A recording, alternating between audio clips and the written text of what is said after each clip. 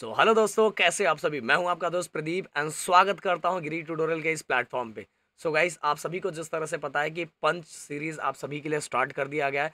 जैसे ही ये series complete होगा, अगर सीरीज को सपोर्ट बहुत अच्छा खासा मिला, देन पंच का बादशाह आएगा। और गाइस, अगर आपने लेक्चर बहुत अच्छे से देखा तो इसी के अंदर जो हम इस लेक्चर को मैं मतलब जो चैप्टर है इसको 3 वीडियो में डिवाइड करने वाला हूँ। जिससे क्या होगा कि आप मेरे साथ ही चीज़ें कंप्लीट करते जाओगे, और जैसे जैसे कंप्लीट करते जा रहे हो ना भाई, बहुत अच्छा जाए। और जैसे ही ये खत्म हुआ, फिर इसके अंदर हम बताएंगे कि क्या क्या आपको पढ़ना है। ओके, पर मेरे साथ ही कंप्लीट करो, नोट्स को कंप्लीट करते जाओ। जैसे ही ये सीरीज को सपोर्ट एंड प्यार मिला, देना आएगा पंच का बादशाह। पंच सीरीज के बाद हमारा पंच का बादशाह आता है। ओके, तो भाई इसको सपोर्ट दो, जितना हो सके उतना शेयर करो, मजा आएगा। और मेरे साथ वीडियोस को देखो, बहुत अच्छा होगा, बहुत मजा आएगा। देन गाइस, हमारे चैप्टर का नाम है पीरियडिक क्लासिफिकेशन ऑफ एलिमेंट, जो हमारा नेक्स्ट चैप्टर है, सेकंड चैप्टर। इसके अंदर कहानी में हीरो कौन कौन है। टोटल कहानी में टोटल अभी आपके बुक में 4 हीरो हैं।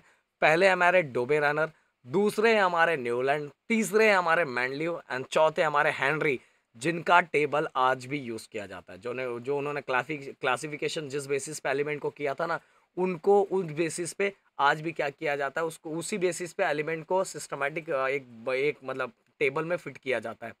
सो पहले हीरो की हम बात करेंगे। पहले हीरो है हमारे डोबे रनर। डोबे रनर ने क्या बोला? डोबे रनर ने ये बोला कि भाई मैं क्या कर रहा हूँ, 3-3 एलिमेंट का ग्रुप बना रहा हूँ, 3-3 एलिमेंट का एक ग्रुप बना रहा हूँ। और जो 3-3 एलिमेंट के ग्रुप बना रहे हैं ना, उस ग्रुप को क्या बोलते हैं? ट्राइड्स। और जो 3 एलिमेंट का ग्रुप है, मान लो ये पहला एलिमेंट है, ये दूसरा एलिमेंट, ये तीसरा एलिमेंट, तीनों एलिमेंट का जो केमिकल प्रॉपर्टी क्या है, सेम है। ओके, इसीलिए इसको एक ग्रुप में रखा गया। और इसी ग्रुप को हम क्या बोलते हैं? ट्राइड्स। क्या बोलते हैं? ट्राइड्स। ओके, तो group of 3 element each having a similar chemical property are known as tride।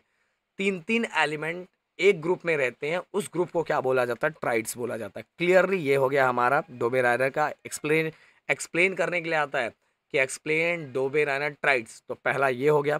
Then इसका दूसरा सबसे इंपॉर्टेंट, इसके लॉ का सबसे important point, atomic mass of the middle element was approximately equal to the mean of the atomic mass of other 2 element. कहने का मतलब क्या है बताता हूँ, मतलब एकदम अच्छे से समझाता हूँ, एकदम क्लियरली तुम्हें समझ जाएगा। अब मान लो ये हमारा अ, चलो कोई भी 1 2 3 ले लेता हूँ, एग्जाम्पल तो बाद में बताता हूँ। ये हमारा मिडल एलिमेंट है। इस मिडल एलिमेंट का, ये मिडल एलिमेंट का जो भी एटॉमिक मास होगा, जो भी एटॉमिक मास होगा, वो एटॉमिक मास किसके इक्वल होगा? जो अदर 2 एलिमेंट है ना, ये वाले, ये दोनों का जब हम एवरेज निकालेंगे वो इसके बराबर होगा। Okay, atomic mass of the middle element was approx mean equal to the mean of the other atomic mass of the other 2 element। मतलब कि कहने का मतलब, ये जो मिडल एलिमेंट है ये किसके बराबर होगा? ये दोनों अदर दो एलिमेंट जो है, उनका जब मैं एटॉमिक मास निकालूंगा तो उनके बराबर होगा। यही बोला था। ओके, एग्जांपल ले लेते हैं हम। एग्जांपल से और ज़्यादा क्लियरली समझ जाएगा। एक और, जैसे मान लो ये हमारा लिथियम है, ये सोडियम है, ये हमारा पोटेशियम है। ओके, अब सोडियम जो गाइस है, वो सोडियम का एटॉमिक मास देखो यहाँ क्लियरली लिखा है 23 है। और लिथियम एंड सोडियम, लिथियम का 6.9 एंड जो पोटेशियम का 39.1। ये दोनों को जब मैं प्लस करूंगा तो किसके बराबर होना चाहिए? सोडियम के बराबर होना चाहिए। ये किसने बोला था? ये बोला था हमारे डोबे रायनर ने। तो एटॉमिक मास ऑफ सोडियम किसके बराबर है? Approx mean of lithium, atomic mass of lithium and sodium. Okay, इसका जब लिथियम एंड सोडियम का हम मीन निकालेंगे तो ये दोनों के क्या होगा? बराबर होगा। तो भाई अब ये पॉइंट लिख सकते हो, ये पॉइंट लिख सकते हो। देन इसके बाद इसका एग्जाम्पल दे सकते हो। फिर इसके बाद आप क्या कर सकते हो? डिसएडवांटेज, क्यों ये फेल हो गया, ये टेबल आज तक यूज क्यों किया नहीं जा रहा है, तो इसका रीज़न क्या है? तो इसका रीज़न मैं आपको बता देना चाहता हूँ। सबसे पहले मैं बात करूंगा कि जितने भी उस समय एलिमेंट थे, अब मान लो कोई आ गया होगा, कोई आया होगा, उठ के आया होगा कि भाई इतने सारे एलिमेंट है, सभी को आप क्लासिफाइड क्यों नहीं कर पा रहे? और कुछ ऐसे एलिमेंट है जिनको आपने एक एक ग्रुप में रखा हुआ है, पर सबकी प्रॉपर्टी तो सेम नहीं है। तो जितने एलिमेंट थे, जितने नॉन एलिमेंट थे, जिस समय उसमें जितने भी पता हुए एलिमेंट थे, उसको डोबेरारा क्लासिफाइड नहीं कर पा रहा था। और फाइनली जो इसका रूल था वो ओबे नहीं हो पा रहा था बहुत सारे एलिमेंट्स को लेके, क्योंकि उनके कहने का मतलब क्या था कि जो मिडल एलिमेंट है उसका एटॉमिक मास किसके बराबर रहेगा? अदर 2 एलिमेंट के एटॉमिक मास के बराबर रहेगा, मीन के एटॉमिक मास के बराबर रहेगा। बट ये बहुत सारे ऐसे एलिमेंट थे जो उनके रूल को फॉलो नहीं कर पा रहे थे, और इसीलिए फाइनली ये क्या हो गए? फेल हो गए। ओके तो फेल हो गया मतलब यार तुम ऐसा कट मत कर देना। सो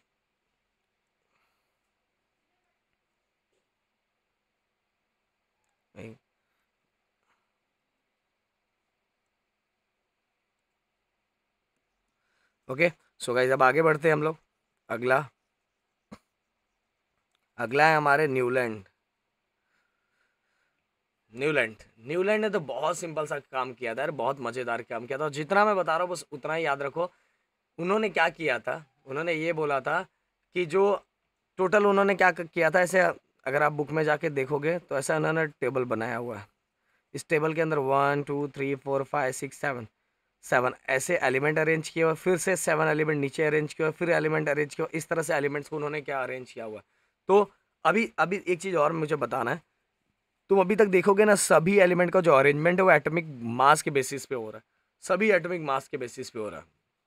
अब न्यूलैंड ने क्या किया, न्यूलैंड ने क्या किया, सभी सबसे पहले जितने भी उनको एलिमेंट पता थे उनको इंक्रीजिंग ऑर्डर में क्या किया, अरेंज किया। Increasing order of their atomic masses, मतलब एटॉमिक मास के हिसाब से, जैसा मान लो किसी का 2 kg है, देन किसी का 3 kg है, इस तरह से इंक्रीजिंग ऑर्डर में क्या किया, अरेंज किया। He arrange the element known at the time in the increasing order of their atomic masses. Atomic masses को, एटॉमिक मासेस के बेसिस पे उसको इंक्रीजिंग ऑर्डर में क्या किया, अरेंज किया। जैसे ही उन्होंने अरेंज किया, उनको क्या दिखा, एवरी एवरी एट एलिमेंट है the property similar to those of first. मतलब जो अगर मान लो कि अ, ये जो एलिमेंट है और उसके नीचे जो, जैसे मान लो यहाँ कोई एलिमेंट है, उसके नीचे ही जो एलिमेंट है, क्योंकि हर में 7वें नंबर पे, अब ये इसके हर मतलब हर लाइन में उन्होंने 7 7 एलिमेंट रखा था। तो इसके 8वें नंबर पे जो एलिमेंट आता था, इसके जो 8वें नंबर पे जो एलिमेंट आता था, ये दोनों की प्रॉपर्टी क्या लग रही थी, सेम लग रही थी। तो एवरी एट एलिमेंट है the property similar to those of first. जैसा फर्स्ट का एलिमेंट का प्रॉपर्टी था, वैसे एट एलिमेंट की प्रॉपर्टी थी। ये इन्होंने देखा और इस हिसाब से क्या कर रहे थे, अरेंज कर रहे थे। पहले वाले एलिमेंट का कैसे कर रहे थे, एक बार हम और बता देते हैं। मान लो ये पहले नंबर पे जो एलिमेंट है, इसके जैसा ही अगर किसी की प्रॉपर्टी है तो उसको कौन से नंबर पे रखते थे, उसके नीचे 8वें नंबर पे रखते थे। तो ये दोनों की प्रॉपर्टी कैसी थी, सिमिलर थी, ऐसा न्यूलैंड बोलते थे। एवरी एट एलिमेंट है the property similar to those of first. All known element in the table 7 × 8, मतलब 7 7 करके ऐसे रखा था, और नीचे 8 एलिमेंट। तो टोटल 56 बॉक्सेस उन्होंने बनाए थे। कितने बॉक्सेस बनाए थे, 56।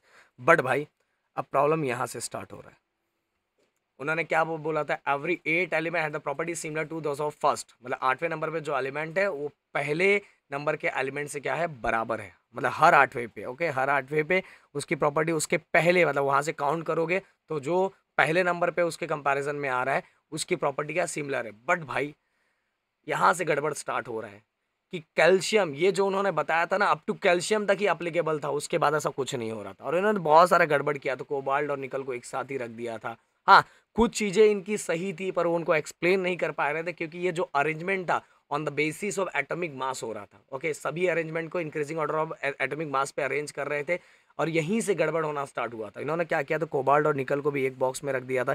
इसके बाद कुछ ऐसे एलिमेंट थे जिनकी प्रॉपर्टी अलग थी, पर उनको सेमी ऑक्टेट सेमी नोट पे उन्होंने रखा था, सेमी।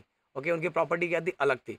तो ये सब उनके क्या था, डिसएडवांटेज थे गाइस। एकदम क्लियरली समझ लो, ये पूरे पॉइंट्स को समझना बहुत अच्छा, बहुत ज़रूरी है। और इतना पॉइंट अगर आपने लिख दिया ना, explain Newland law of octet, तो आपको भाई पूरे मार्क्स मिलेंगे।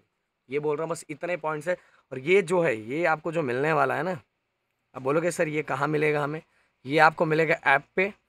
क्योंकि ऐप पे इस तरह का फाइल जा सकता है, और टेलीग्राम पे भी जो हो सकेगा वो हम दे देंगे। तो प्लीज़ टेलीग्राम पे भी क्या करना, इसको टेलीग्राम पे भी हमें ज्वाइन कर लेना, और ऐप पे ज्वाइन कर लेना। ऐप पे देखो, वीडियो के नीचे चेक किया करो, जहाँ हमारा वीडियो रहता है ना उसके नीचे नोट रहता है। नोट के लिए कोई स्पेशल पीडीएफ पे नहीं आ रहा, जहाँ आपको वीडियो दिख रहा है उसके नीचे क्लिक करोगे तो फिर वो फाइल खुलेगा, और उसके अंदर ये पीडीएफ दिया रहता है। समझ में आया। सो गाइस, इस तरह से हमने आज 2 टॉपिक कंप्लीट किया। पहला हमारा डोबेन एरर, बस इतना ही पढ़ना है। देन इसके बाद न्यूलैंड। अब मुझे बताओ कि कैसा लगा, अच्छा लगा। बस इतना ही पढ़ना, ज़्यादा कुछ भी पढ़ना नहीं, जितना मैंने बताया बस उतना पढ़ के जाओ। बस एग्जाम में कुछ नहीं करना। अगर वीडियो पसंद आए तो वीडियो को लाइक करना, शेयर करना, सपोर्ट दिखाना। Thank you so much guys, and जय हिंद दोस्तों।